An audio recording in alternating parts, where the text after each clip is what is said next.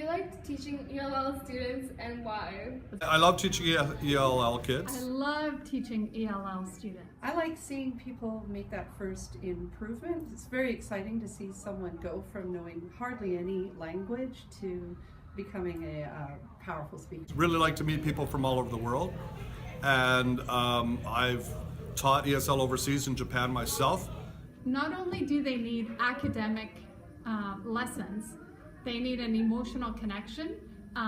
They need to find kind of like a family within the School of Tupper. Everything's new, so they need to feel like they're in a place where they're supported and where they feel safe. What are some challenges that your refugee students face while at school in Canada?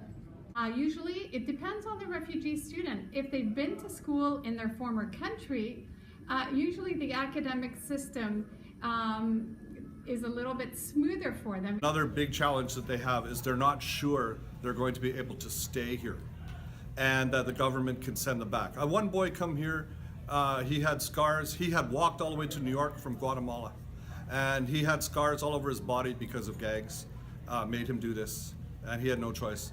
And he lived in New York streets for weeks until a group got him, and they brought him over here. He was a Tupper here for a year and a half, and then the Canadian immigration did not believe that his scars were made by the gangs. They thought he did it himself in order to stay here. And Their challenge is language, but because they can't communicate on the same level as their peers, so like they're 15 years old, and they've got the thoughts and ideas and the depth of a 15-year-old, just like you guys have deep thoughts and deep ideas and want to change the world, but they can only communicate in English at the level of a young child. And so then people don't really get to know a newcomer. How many years does it take for them to be fluent in English and take regular classes? it depends on the student. So on average, it takes 5 years. Statistics say that it takes the average person at least 5 years to become fluent in a language. So anywhere from 2 to 5 years. Some students I've seen come here, they've never really learned the language even after 20 years. It depends on a whole lot of factors. In what ways does Tupper help refugee students? I like the staff at Tupper for helping newcomers. So we've got these people called multicultural workers that work in the school, and so for a couple of language groups, the kids can connect with someone who knows their culture and whose job it is to translate the culture to other people. Well, we have a refugee, a program actually called Literacy at Tupper for new students. It's called the Literacy Program.